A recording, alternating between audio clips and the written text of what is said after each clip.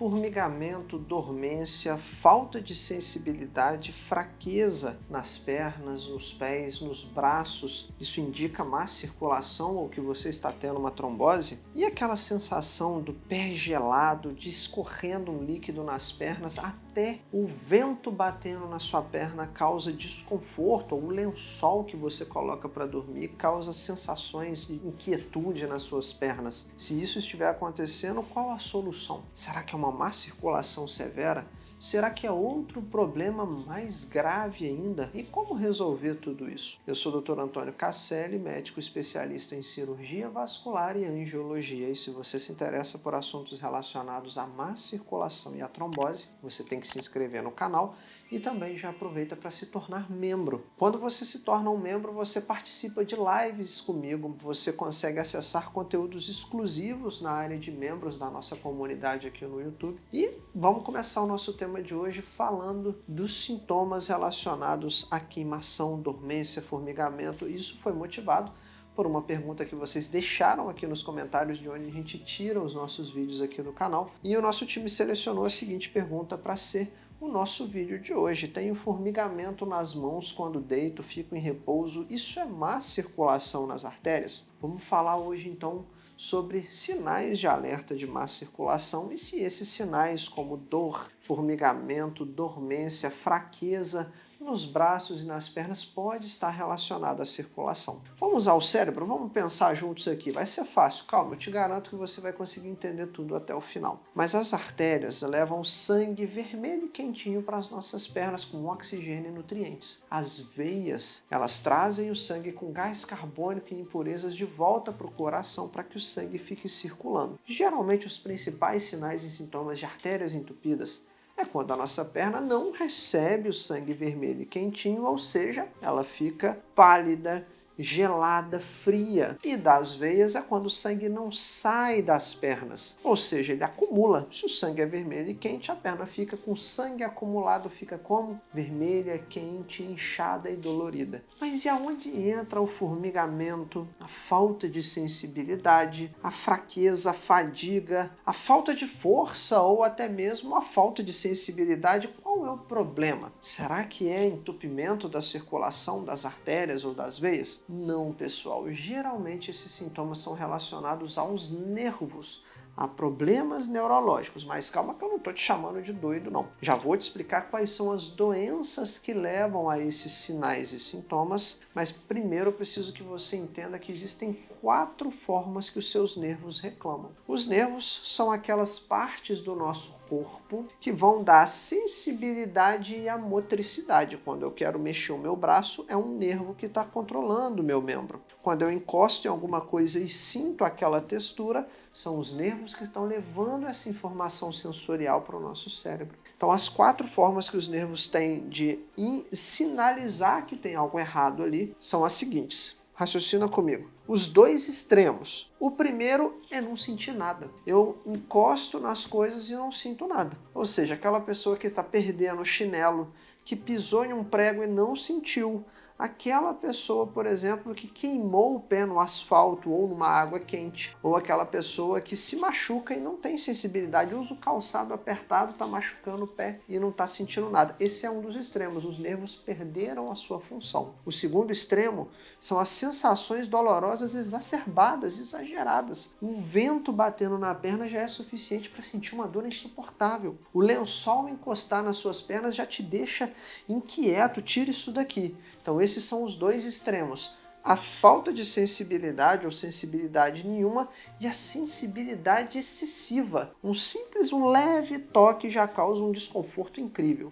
E esses 2 no meio aqui? Sensações chamadas de parestesia. Você já ficou parado muito tempo e sentiu que parece ter umas formiguinhas andando no pé, que tem umas agulhinhas encostando? Essa é a terceira forma que os nervos reclamam, são as parestesias. São as sensações distintas. Eu não sei, parece que tem um bicho andando, parece que estou sentindo formigas me picando, agulhinhas entrando. E a outra coisa, a quarta forma dos nervos reclamar são as alterações táteis, de sensibilidade, relacionados a sensações térmicas. Eu sinto o pé gelado, mas eu encosto ele e não está gelado. Eu sinto que eu estou pisando em brasa, mas eu estou encostando no chão normal, aqui não está quente. Então as sensações térmicas, nossa, Antônio, eu sinto um líquido escorrendo nas minhas pernas. Tudo isso são sintomas neurológicos. Quais são as doenças? Quais são os problemas? O que eu tenho que investigar para saber se eu estou com essa dor nos nervos, com essa dor neuropática? Uma das principais doenças do nosso corpo, do nosso meio, mais comuns da gente encontrar são duas principais. Aquelas relacionadas à nossa coluna. Mas, Antônio, eu sinto dor nas pernas. Como é que o meu problema é na coluna? Porque os nervos que inervam as suas pernas, eles nascem da sua coluna e vão até os pés. Então, compressões na coluna, para quem tem hérnia de disco, dor ciática, o problema está aqui na coluna, mas ele irradia para as pernas. E outro problema muito comum no nosso meio é o diabetes, a neuropatia diabética. Doenças também relacionadas à sua nutrição, como falta de vitaminas do complexo B, já que os nervos têm uma bainha que os protege, chamada bainha de mielina. E uma das causas de deficiências nutricionais de vitaminas do complexo B, como por exemplo a vitamina B12, são causas de neuropatia no nosso meio. Então, como que a gente vai tratar a doença? Primeiro, através de um diagnóstico. Vamos dosar se as suas taxas de vitamina estão boas. Vamos ver se você não tem nenhum problema de coluna, fazendo um raio-x ou uma ressonância. Ver como está o açúcar no seu sangue, se você não está diabético. Lembrar de outras causas, como por exemplo a hanseníase. Outras doenças que causam distúrbios neurológicos, como esclerose lateral, como a esclerose lateral amiotrófica, a esclerose múltipla, doenças neurodegenerativas. Para quem já teve AVC, é muito comum também ter problemas nos nervos, já que o AVC afeta alguns neurônios no cérebro. Então, primeira coisa para a gente entender o que está acontecendo com você é fazer alguns exames. Dormência, formigamento, fraqueza, falta de sensibilidade, sensações de agulhamento, formigas andando, que são as parestesias, sensações térmicas, como sinto os pés gelados, mas não está, sinto líquido quente escorrendo, pisando em brasa. Tudo isso são sintomas neurológicos e não são má circulação, não é veias entupidas, artérias entupidas. As artérias reclamam de outra forma, as veias reclamam de outra forma. O problema de veia, geralmente a perna fica inchada, vermelha, quente, dolorida. Artérias, as nossas pernas ficam frias, pálidas, brancacentas, os pelos e as unhas, o pelo cai, a unha fica frágil e quebradiça. Então, esses sintomas de dormência, formigamento, encostou ali um ventinho, dói. Falta de sensibilidade, fraqueza, tudo isso são sintomas neurológicos causados por diversas doenças, como carências nutricionais de vitaminas do complexo B, doenças como diabetes, a neuropatia diabética, problemas de coluna, problemas neurológicos como escleroses. Então a gente vai ter que investigar. Primeiro passo é fechar o diagnóstico. O exame específico dos nervos é a eletroneuromiografia, mas às vezes a gente pode pedir uma ressonância da sua coluna e até exames de sangue para dosar a sua glicose e a sua vitamina B12. O principal para você não perder tempo e dinheiro com exames desnecessários é ter auxílio de um médico, fazer o diagnóstico para aí sim a gente poder tratar. Se o problema é na coluna, uma fisioterapia provavelmente vai alinhar a sua coluna, aliviar a pressão nas suas vértebras e melhorar sintomas como hérnia de disco, dor ciática. Se você está com carência nutricional, a sua B12 está lá embaixo. A gente vai suplementar com vitaminas do complexo B, mecobalamina, citoneurin. Se você tem, por exemplo, açúcar alto e não controlar o diabetes com metformina, com insulina, com glifagem, seja o que for, você jamais vai melhorar a neuropatia. E doenças neurológicas precisam também ser combatidas, tratar a esclerose. Ou se você tem hanseníase, tratar a hanseníase. E aí, sintomas neurológicos, eles podem ser controlados com algumas medicações, mas se você não agir na causa, quando parar de tomar o remédio, vai voltar tudo de novo. Então, como trata a neuropatia diabética? Primeiro, controlando o diabetes. Como trata problemas na coluna? Alinhando as vértebras. Como trata hanseníase e esclerose, tratamentos específicos. Tá, Antônio, mas mesmo assim eu continuo sentindo sintomas, aí a gente pode usar remédios como a pregabalina, como a venlafaxina e desvenlafaxina, como a gabapentina, como por exemplo a duloxetina, que são remédios que modulam a dor neuropática.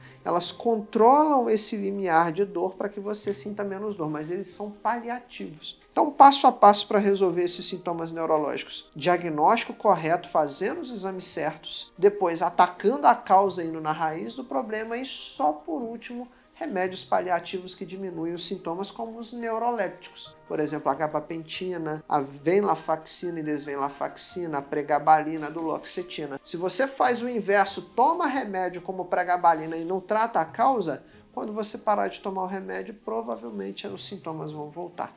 Então, o principal é partir de um diagnóstico certo, controlar a doença subjacente e, se necessário, em casos específicos, usar neuromoduladores. Se você gostou desse vídeo, ele foi melhor até do que uma consulta médica que você já pagou por aí e não foi tão bem atendido, eu te convido a contribuir com os nossos canais. Nós apoiamos muitos projetos sociais, pessoas que precisam de curativos por úlceras causados por má circulação, que são feridas de difícil cicatrização. Algumas pessoas que aguardam por cirurgias para veias entupidas. Então tem duas formas de você contribuir com o nosso canal e assim nos ajudar a salvar vidas contra a má circulação e a trombose. Se você se tornar um membro do canal, você não só nos apoia, nos ajuda, mas também tem acesso a lives comigo, acesso a conteúdos exclusivos da área de membros. Mas se você quer contribuir de forma pontual, com algum valor qualquer que faça sentido e esteja dentro das suas condições, tem também a nossa chave Pix. O link para você se tornar um membro do canal e a chave Pix para contribuir com os nossos projetos sociais de forma pontual vai estar na descrição desse vídeo. Mas antes de ir embora, eu quero que você deixe para mim nos comentários o seu relato. Antônio, ninguém descobre o que eu tenho, remédio nenhum resolve o meu problema. Compartilhe comigo aqui nos comentários a sua dúvida, a sua dificuldade, qual o seu problema. Quero saber o seu nome, de qual cidade você está falando, quero te ajudar.